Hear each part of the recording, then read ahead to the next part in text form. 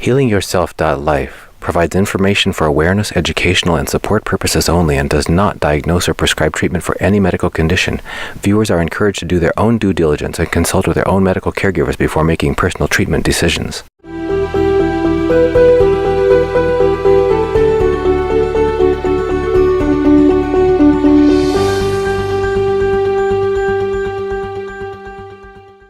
Welcome back to HealingYourself.Life. I'm your host, Dunnigan Kaiser. And I'm Melody Kaiser. And our guest is Martin Lee. He is the co-founder and director of Project CBD. And author of Smoke Signals, and we're so happy to have you.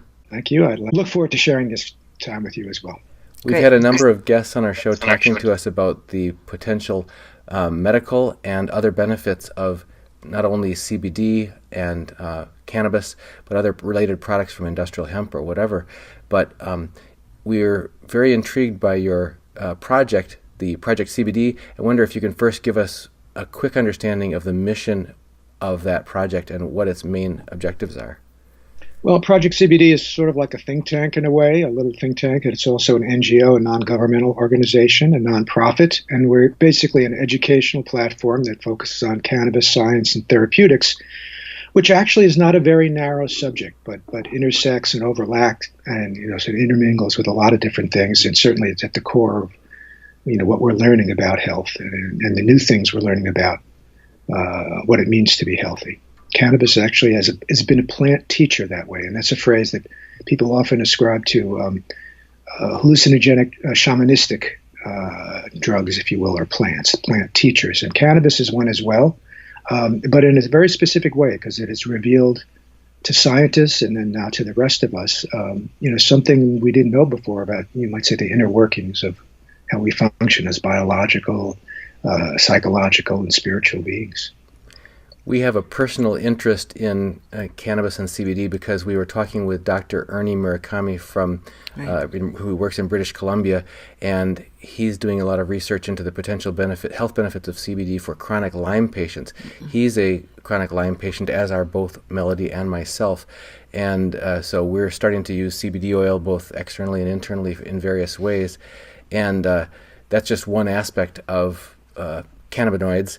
And one of the terms that has come up when we start to talk about cannabinoids with people who are involved in the cannabis industry is the Endocannabinoid System, whatever the heck that means. And we started to look a little bit into it, and the farther we look, the more baffled we become, because we were brought up in this culture to think that marijuana or cannabis or hemp were things that were to be avoided. They were just things to escape reality or to kind of check out. Yeah, and I remember in our public schooling, there were some students that did that a lot, and we thought, okay, that's something to totally avoid if you want to be a healthy, productive member of society. But the more we learn about it, the more it seems like we have to learn. Mm-hmm. And if you could kind of clue us into what does it mean, the endocannabinoid system? And I never ran into it when I took any biology classes, so I'm very interested in. Because it's like nobody talked about that. So I'm very interested in finding more out about it. In some way, it's relatively new. I mean, you could say it's okay.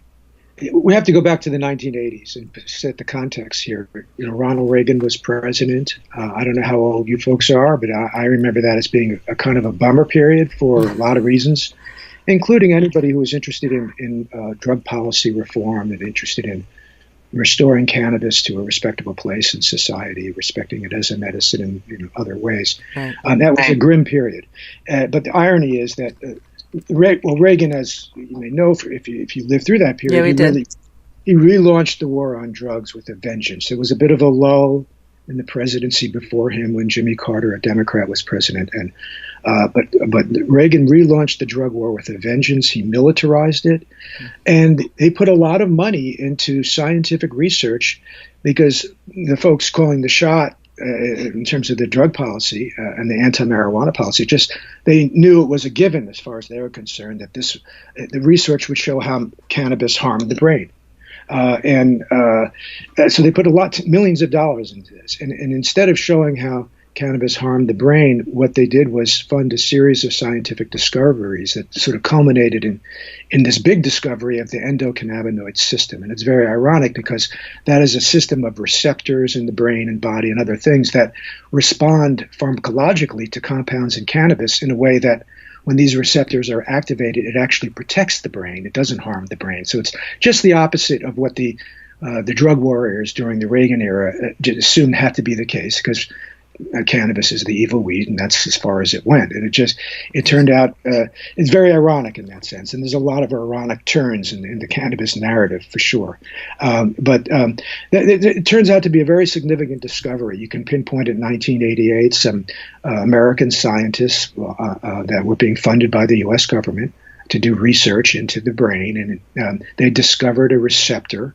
It's called CB1, cannabinoid 1 receptor, mainly in the brain and the central nervous system. At least that's what the initial research showed. And this was quite a breakthrough because it implied that there had to be something else going on for there to be these receptors. There had to be some kind of compounds, endogenous compounds that the brain and body produces themselves that would link to these receptors, bind to these receptors, interact.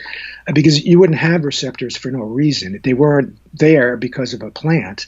In fact, these receptors in this system, the endocannabinoid system, as it came to be called, has been around a lot longer than the plant. The plant, 29, 30 million years, it's thought that cannabis emerged as a distinct botanical species. But the endocannabinoid system, I think maybe 500 million years to the time. And it goes way back in evolution. And all animals with a spinal cord had an endocannabinoid system. So they have traced its evolution to the period of animal life before there were vertebrates, but there were some animals with a spinal cord, but not yet having a spinal column. And that's where the endocannabinoid system begins. Of course, there's sort of precursors to it as well. So it's a very ancient system, and it plays a very important role in terms of maintaining how we function as organisms. Without it, we wouldn't survive. It plays a very fundamental role in if you would summarize what it does, it protects brain and cellular life against degeneration. It protects in many ways. It modulates many different systems in the body, like the immune system, the nervous system, so forth and so on. It's all regulated by this endogenous cannabinoid system that interacts with pretty much all known physiological systems. That's the amazing discovery, that it kind of like the wizard behind the curtain, but I don't want to go too far with that metaphor because it's really a very fluid interacting system, but it is involved in regulating many different physiological processes.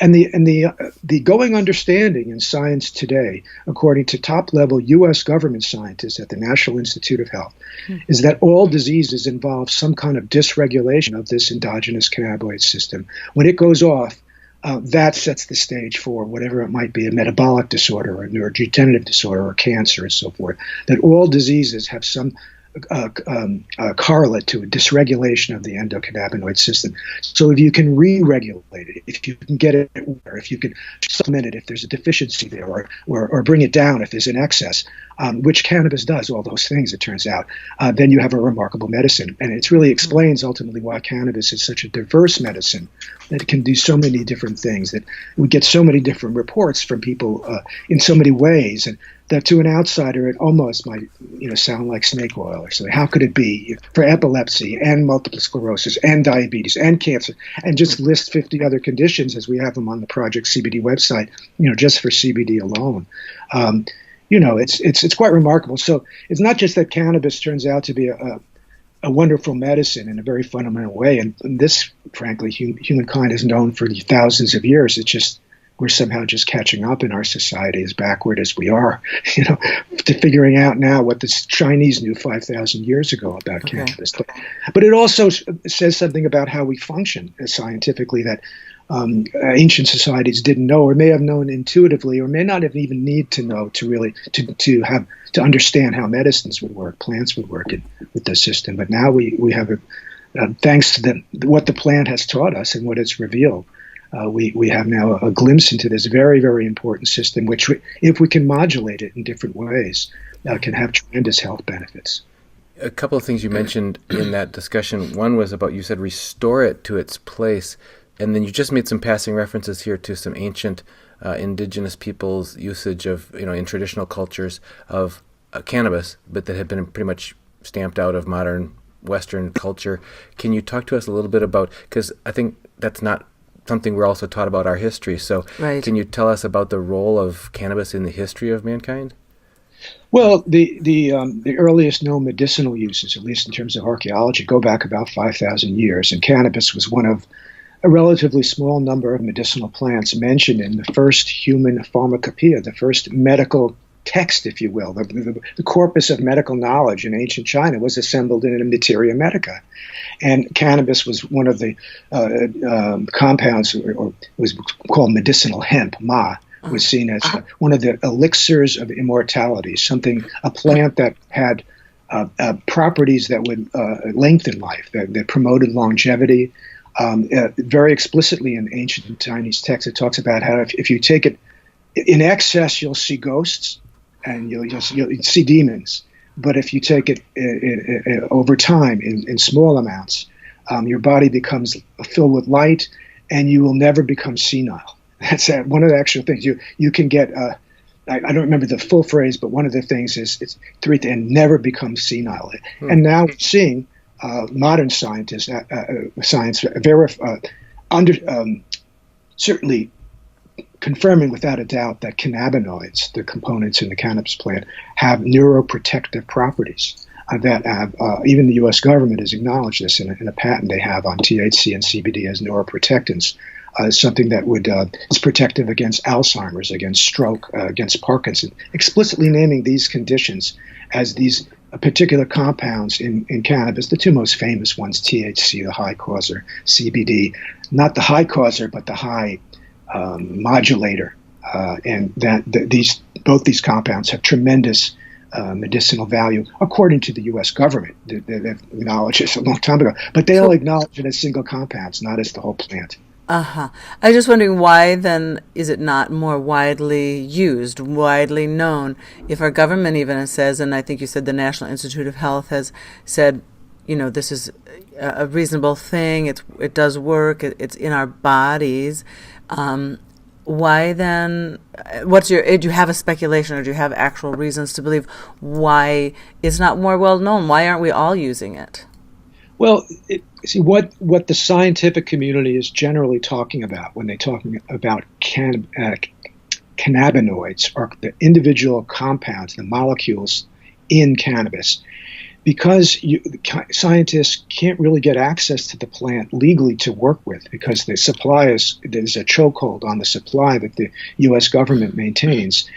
They're not really talking about compounds in the plant, and they can get those compounds from research institutes, from universities, from different places. You can order these things. There's many different compounds you can order to study. You can order individual cannabinoids. In fact, THC and CBD are now both legal, according to the federal government, as prescription medications, single molecule medications. So they acknowledge that this has medical utility, but it's a semantic game that's played. They're saying, they tested the individual compounds and they do this, that, and the other thing, and it went through double-blind clinical trials, or whatever you have to do, whatever hoops you have to jump through to play that kind of game. And it's a legitimate game worth something of its own right, but it actually is not the best game to play if you want to understand the therapeutic potential of cannabis. It shouldn't be pigeonholed that way. That's not the right way to judge its potential.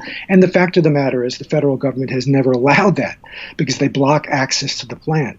So anyone can get weed to smoke it if you want, but if you're a scientist, you can't get it to study it. And that's still the case today in the United States. It's a remarkably backward situation, and it's a holdover from prohibition. It's like an unwillingness, it's like an addiction to if not reefer madness, an addiction to prohibition. You can't let it go when it's so obvious that it has no basis in reality, it's science or otherwise. But I think it's a political. It is, and it's a holdover culturally. But things are changing with cannabis, and attitudes are changing. And while the government might be stuck on its way of doing things, it's certainly, I don't want to get into cliches, but it's recognized as a people's medicine. It's come from the bottom up. The resurgence of interest started in the 1960s with the counterculture, and that's no longer a counter thing anymore. It's huge. It's Coca-Cola. It's billion-dollar industry. It's no longer a marginalized underground phenomenon.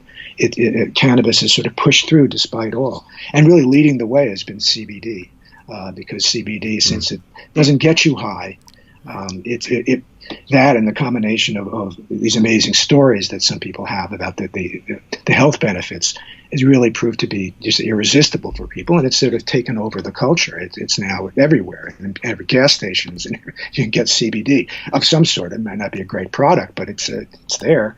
And the fact of the matter is that the plant led by CBD has basically legalized itself. It has overcome, at least in part legally, and I think culturally it has. It's overcome the drug war.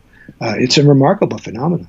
The plant, CBD is not still legal yet in the United States in the way that some people might think. It still is under federal regulation, and there's a lot of questions what's going to become of it now that the Farm Bill is passed and people can grow hemp legally. And you can grow it to actually extract CBD from the biomass. But what happens next is it's not clear after that. So when you think about it, the plant, despite all, made itself legal. Interesting. I did have one, just to play devil's advocate here. Drug war.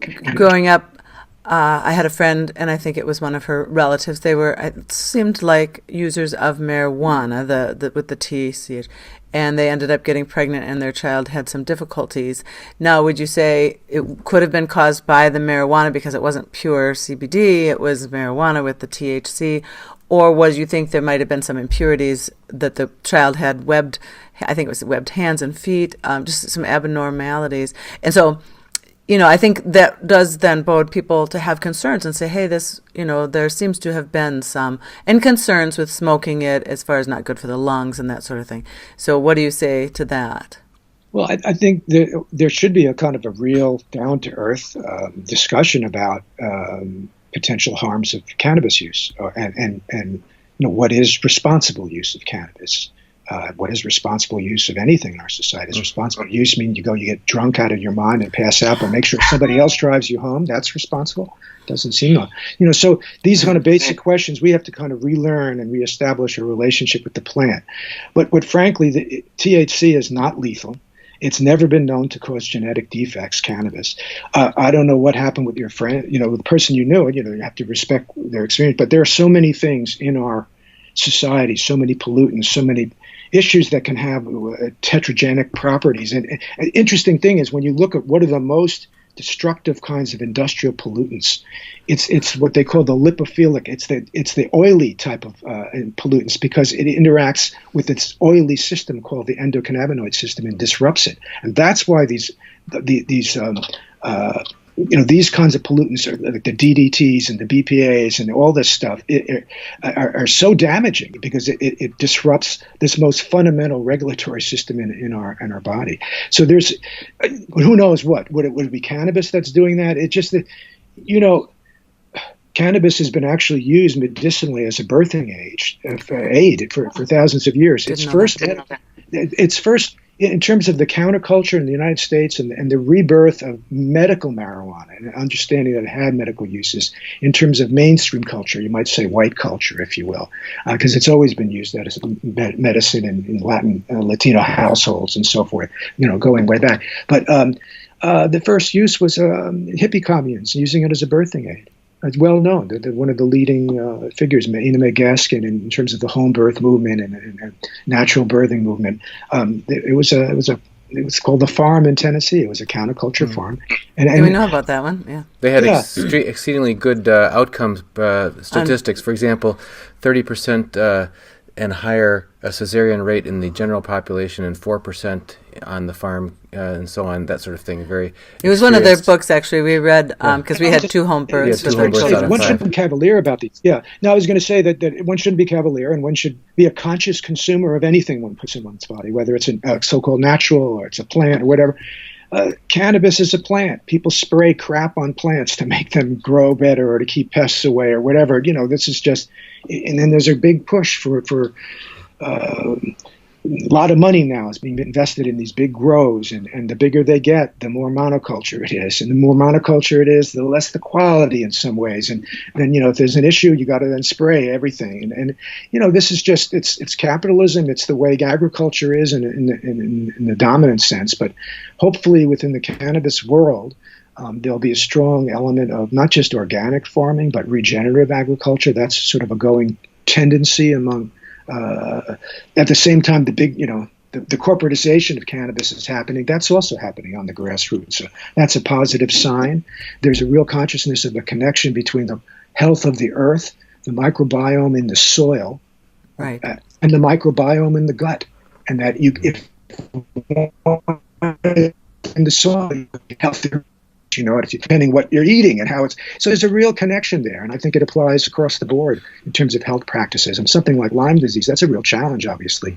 And I haven't researched it fully. Sometime I'd like to do so more, because it's really a challenge. And one has to, from what I know, you really almost have to change your life to accommodate this. We did. Yes, we changed our and life. It's interesting what you mentioned about some of the benefits of the cannabinoids is modulating the immune system, because there are advanced Lyme literate MDs who describe chronic Lyme disease as primarily a dysfunction of the immune system, and it's initiated by an external organism, but that basically get inside there and take over and misuse the host's immune system to protect themselves.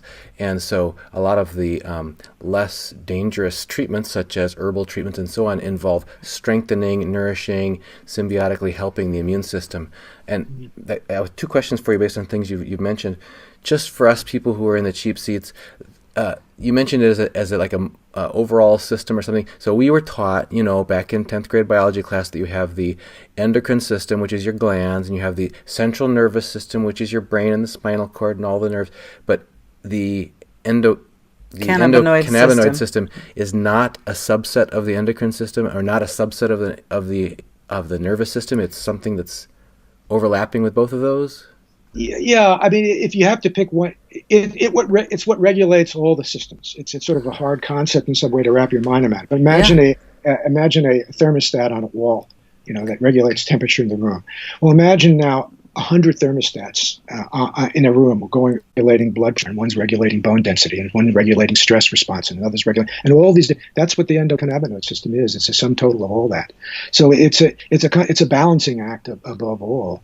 But more than that, it's also protective, and it's when you think of homeostasis and something that maintains balance, and it gives the impression that it would be sort of a static, placid thing. But actually, homeostasis is a very dynamic process. The endocannabinoid system is involved in regulating cell repair, and cell death, and neurogenesis, all those things. Constantly we have cells that are either being repaired or they're beyond the repair. They have to be destroyed. Apoptosis. Hopefully you want that. If you have cancer, you need more of that. And also it's regeneration. And ultimately neuroplasticity is what we're talking about. The endocannabinoid system is involved in all these things on the most intimate level, actually regulating mitochondrial function. There's actually receptors for cannabinoid receptors on the surface of the mitochondria, not just on the surface of the cell itself. So there's all kinds of mysteries here, but it's very clear that the endocannabinoids, in the most fundamental level of regulating mitochondrial function, which is, that's huge. Not only that, regulating gene expression.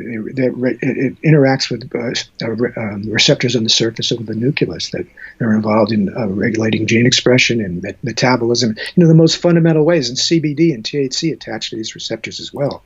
So it's very exciting. They're not just cannabinoid receptors. It turns out that plant cannabinoids and endogenous cannabinoids, so we have these marijuana-like molecules that are circulating all the time, they bind to many receptors, not just cannabinoid receptors. They interact with receptors, like I say, on mitochondria that are cannabinoid receptors or not, other receptors. It's quite an amazing mystery, is what it is. But it's what keeps us, keeps us going. If you would pick any system that the endocannabinoid system is kind of close to, maybe endocrine, because it's so fundamental in regulating the stress response. It regulates how we experience stress. It regulates in returning us to normal after we are exposed to an acute stressor that we need to respond to in order to survive, like a gunshot or a car, a horn. We have to step back from the road. If we didn't respond to these acute stressors, we would die, and that's the way it's always been in for humankind. But the problem is chronic stress, and that's a different kind of situation. But while the endocannabinoid system, what the science shows is that when you experience acute stress, you have an uptick of endocannabinoid signaling. in response to the stressor to bring you down to normal, to the baseline. Because if you didn't go back to normal, well, something will bring you back to normal. And that's what the endocannabinoid system does. The problem is with chronic stress, the science has shown that it depletes baseline endocannabinoid functioning, whereas acute stress makes a spike as a protective response to dial things back. Chronic stress lowers one's endocannabinoid baseline, or what's called endocannabinoid tone, and that's a precondition for disease. Once that happens, you become more vulnerable to many different conditions. And we all have little genetic trapdoors that are hidden in there we get from our lineage. These things don't necessarily get activated, but under stress, as we carry stress in life, as we wear down, so to speak, as our endocannabinoid tone weakens, we become more vulnerable to whatever is there that could be activated. So for some, it might be their predilection toward type 2 diabetes, and others it might be toward Alzheimer's, and other might be another way. But all these outcomes are not hard. It's a matter of stress, and it's a matter of lifestyle and how we live and how healthy we stay. And the endocannabinoid system is really key to that, and how we nurture that. If we exercise well, and if we eat well, and all these kind of obvious things, the health benefits are being mediated in part by the endocannabinoid system. And then would you say, like, if you deplete those things, just as you need to take, vitamins and things like that, is CBD oil then that kind of replacement that helps then the endocannabinoid system work better then, so that it can replenish itself? Is that one thing that CBD oil can do? Yeah, it could in a way. I mean, there's a lot of hype around CBD now, and a lot of excitement, a lot of it for good reason, but I think there's a lot of, it's become almost like a fad now. We have to see where all this is going to go, But so I wouldn't assume just because it's a CBD product one gets over the internet something that's going to do much for you or do good. It may and may not. There's no regulation here, unfortunately. You need good, just like you need a healthy endocannabinoid system to properly regulate how we function physiologically. So we need good regulation in our society in a sensible way, which we don't have, unfortunately. There's been some studies that have shown, just as an example, a very vivid example of this, it was Dr. Ethan Rousseau who postulated something he called clinical endocannabinoid deficiency. And he linked a deficit of endocannabinoid tone to a number of different conditions: migraines, it was irritable bowel, fibromyalgia, and depression. And oftentimes those conditions actually appear in clusters. If you have migraines, often you have irritable bowel, this kind of thing. So it seemed to have a kind of common basis. And he put forward this as a theory, but since then it's been expanded to apply to a number of different conditions, including alcoholism. They've learned by cause these deficits. That's another issue, but clearly this is emerging as a sensible or plausible paradigm. But one particular study that was very vivid was after 9/11, the terrorist attacks in New York City. People who were living in that area of the Twin Towers when it came down, there was a study looked at 50 people who lived in the neighborhood. Half of them presented with PTSD afterwards, and half of them didn't. And they found to a T, when they measured the serum levels of endogenous compounds, and it's possible to do that, although it's not exactly, it involves an invasive procedure to do that. You have to, look at craniosacral fluid and so forth and actually take this stuff out. But what they found was, to a T, all those, it was 25 people who presented with PTSD had low levels of cannabinoid in their body, where the others who didn't get exposed to the same kind of trauma were able to respond to that stress in a more functional, healthier way. And they had what you might call normal baseline levels. I don't want to go too much on this theory of normality because things are so skewed in our culture. But I think that kind of makes the point here that but the other part of it is that there are some conditions that present as excess of endocannabinoid functioning: diabetes, obesity, for example, metabolic disorders, fibrosis. It's too much of something. And it's when the endocannabinoid misfiring, if you will, it presents in a different way. It's about balance, and it can go off under or over, and sometimes they go together, because when you have too little of something, you make up for it by having too much of something, and it's not such an easy thing necessarily to read these things, but you have to take the whole picture. They found, for example, folks with Alzheimer's, low endogenous levels. Sometimes it seems to be an uptick to protect against the degeneration you'll have in certain areas of the brain. So it's a little bit complicated, but there's enough that scientists have learned that make the case very, very clearly that this is a very important area of science with huge implications for almost every area of medicine. And I think happily it really validates many of the ancient healing modalities, whether it's acupuncture or herbs or massage or things like that. The science about that cannabis is the door that cannabis is open to understanding. Really, that the light that gets shed goes to these ancient healing modalities as well, and to me that's comforting. It explains why a lot of this stuff works, frankly. Yeah, well, I think the other thing that it seems to me that the drug companies, they're doing more harm. If you look at CBD or herbs, yes, they can do harm, but it's more likely that a drug that you take is not going to do you a lot of good. It might in the short term, but if you're taking it long term, it won't in the long term. So this is, again, a comforting thing to know that we have alternatives to taking drugs from the pharmaceutical drugs, let's say that. And also, I think the other thing I wanted to mention was like hemp and things like that. Take much less or none. It's kind of a weed itself. You don't have to use a lot of pesticides or anything. You can grow it organically much more easily than you can, say, cotton. I've heard that argument for really we should be doing hemp for our clothing rather than cotton because it's so much easier to grow. And it'd be healthy for our environment and things like that. So it should be. But, with the industry now, there's a lot of pesticides used with cannabis and marijuana. Hemp is the same plant. And it's not that if you don't grow it the right way or if you don't grow it well, you will need those kind of things. But your point is well taken. You shouldn't have to. But we shouldn't. The industry is now. Unfortunately, I have to say, from my vantage point in California, there's a lot of misuse of these kinds of these kinds of things. It's in some ways replicating a lot of the worst aspects of big ag. Mm-hmm. Not across the board. There's great exceptions, and it still has strong counterculture, ecological roots, the phenomenon. But it's a very mixed bag now, and a lot of kind of a culture clash going on within the whole scene. Can you help us understand the naming, because it seems so confusing still to me?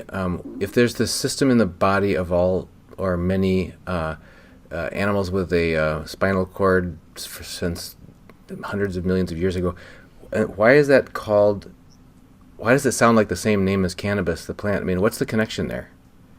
Well, because it was scientists who were studying how cannabis worked, particularly how THC worked in the brain. That's what that area of research led them to discover these receptors in the system, so they call it the Endogenous Cannabinoid System. It's a little bit misleading because the plant itself, again, is much younger than the system. Okay. The system has been way longer than the plant itself. It just so happened this plant and many others have components in it that can interact with this system and many other or several other neurotransmitter systems. That's just, when you think about it with plants, they create compounds that emit odors, terpenoids, terpenes are called, all kinds of aromas. Some of these aromas attract, some repel. Some of these things sit on the leaf and make it very bitter, so they don't get eaten. These have what plants communicate to their environment with all these compounds, including the cannabinoids, and what they're doing is responding to stresses in the environment. If there's a predator, and if they can put out a smell that would attract a predator, well, that's what a plant will do to defend itself.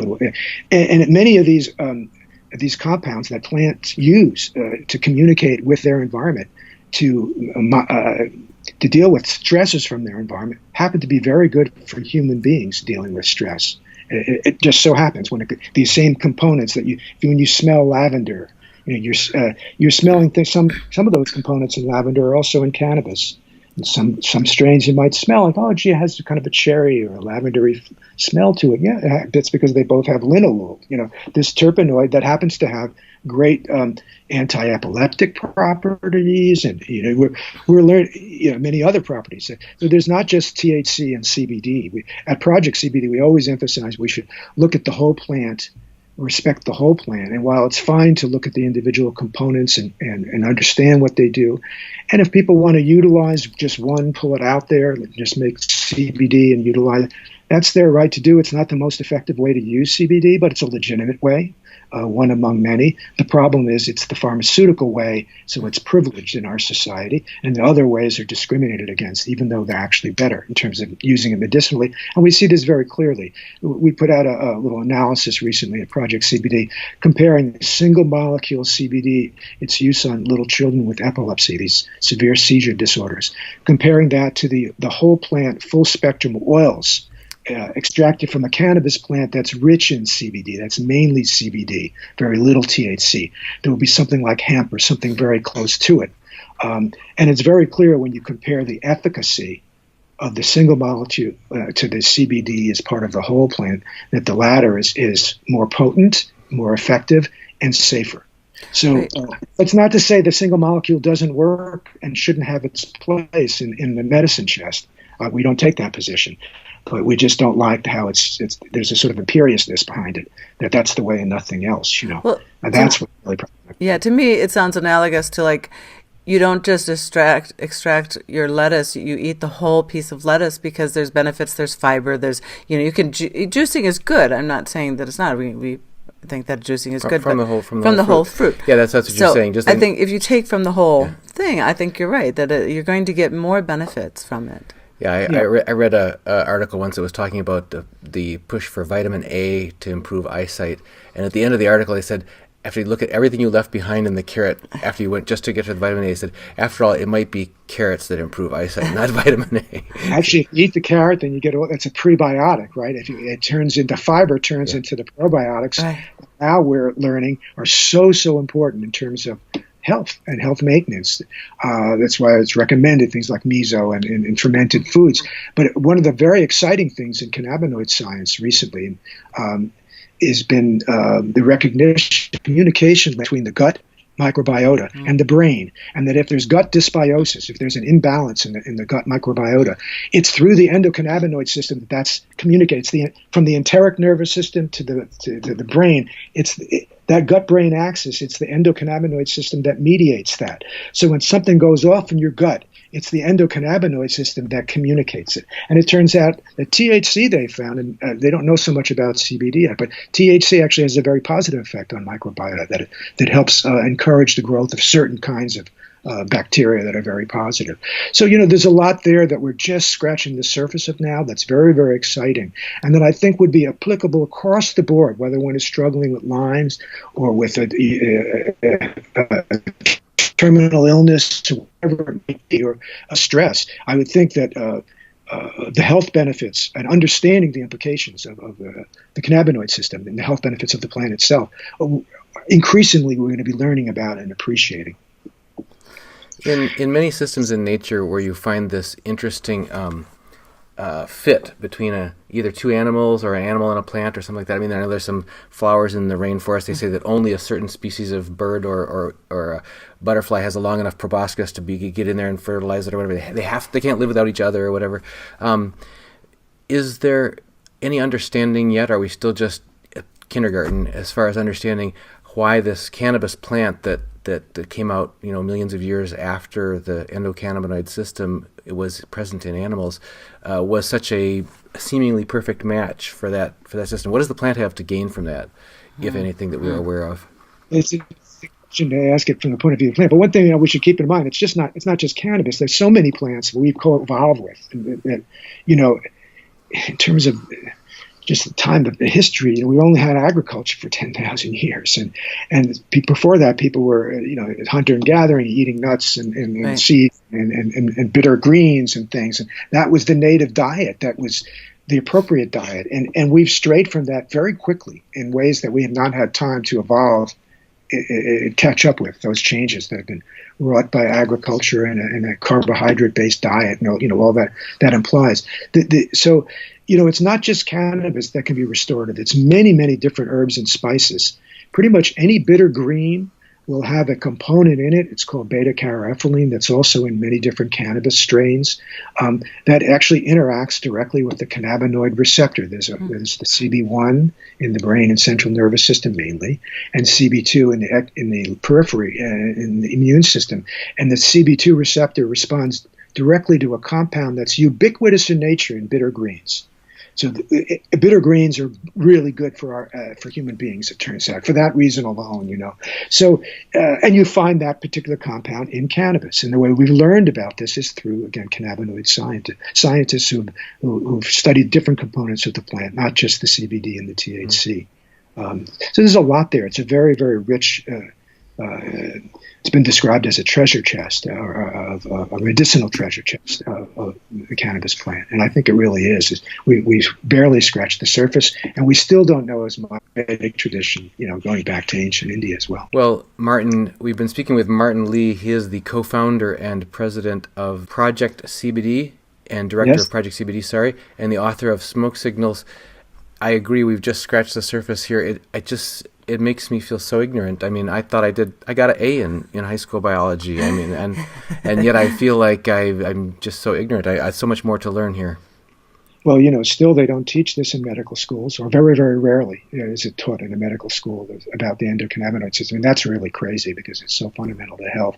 And it's very rare will you find this in a high school biology class, no less even a college class. There's only a small number of professors that will actually teach this. But the interesting thing is that in many universities and colleges now, they have part of the research that's going on scientifically are focusing on different aspects of the endocannabinoid system, but always single molecules and synthetic replicates of things that can tweak the endocannabinoid system. And it's all very interesting, important research, frankly, but it's not research about the plant and how to use the plant to optimize its therapeutic attributes. Okay, so let's just briefly give you a minute to tell people if they want to find out more about that. If people just want a practical place that they can go for some reliable insights into the benefits, the potential medical benefits that might apply to them, because we have a lot of our viewers who have some different chronic medical conditions they're very concerned about. So where can they find out more? Well, Project CBD is based in California. We formed 9 years ago. We were at the very beginning of the whole CBD phenomenon. We introduced it to the medical marijuana community in California, and it spread from there. So, we have a lot of experience that we've gained from listening to patients, hearing the stories from doctors, learning about things from scientists, and communicating with all these different groups, what each other's was finding. So I would suggest our website, projectcbd.org. There's a lot of information there, including different articles focusing on different conditions and so forth. But there's also some very practical how-to material, particularly on dosing, what's the right way to approach cannabis dosing, how to begin in terms of dosing CBD and THC. And one point I'll leave you with, I think that there's a kind of a misleading notion that's been promoted a lot these days because of how popular CBD has become. First of all, it's described typically as non-psychoactive, which is misleading because actually it can change. It can be an antidepressant. It can have anxiolytic, meaning anti-anxiety properties. So it's clearly having a psychological effect if that's the case. But more importantly, it's typically described as something that's not intoxicating, that can neutralize the high, as if the high is a bad thing. And what people need to keep in mind is that what really is best about CBD is how it works in combination with THC. It's a tremendously valuable medicinal compound. In some ways and in some situations, more appropriate, more effective than CBD if you have to compare one to the other. But you shouldn't have to. It's really how they work together that's important. And what CBD, the real gift of CBD is not that it's not psychoactive, is that it allows one to manage psychoactivity.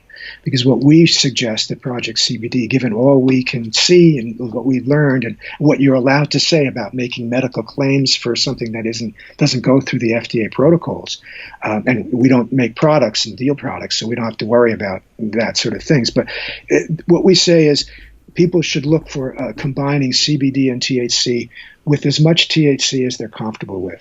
Because it's for some people, they like getting high, there's no problem. For other people, they can't tolerate THC.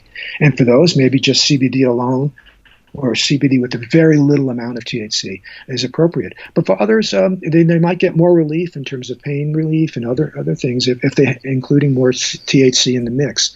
And if you're living in a state with a medical marijuana program, hopefully a robust one, one that's more than just name only, one should be able to get different remedies.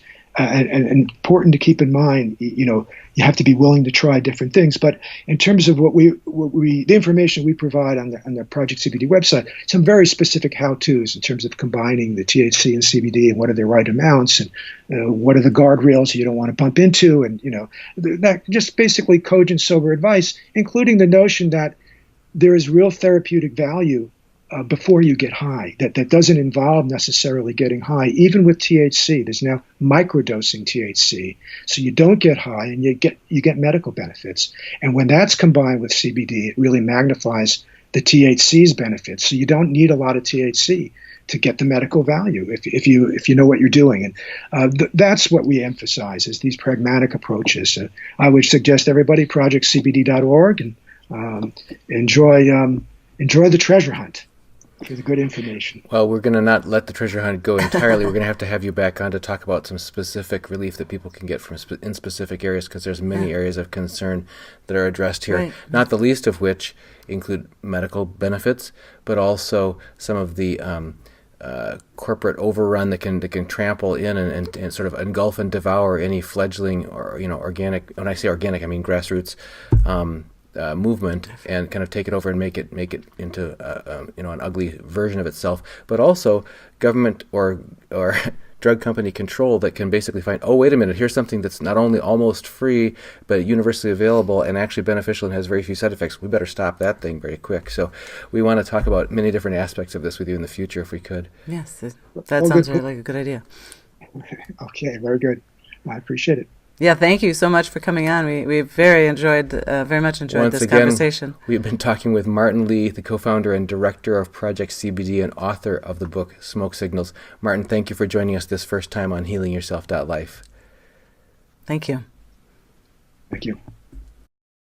Hey, HealingYourself.Life viewers. We need your help in enabling us to continue to create great health videos for you. So please support our mission by going to patreon.com/healingyourself and pledging any monthly amount you can. Your pledge will also help us to afford a new Lyme peptide treatment therapy to improve our memory, and we will report on our progress to benefit you and others. So remember, go to patreon.com/healingyourself and pledge today. Were you going to tell them to go to patreon.com/healingyourself to pledge to help our memory treatment? I thought I did. I'll do it. So please go to patreon.com/healingyourself and pledge today. Thanks.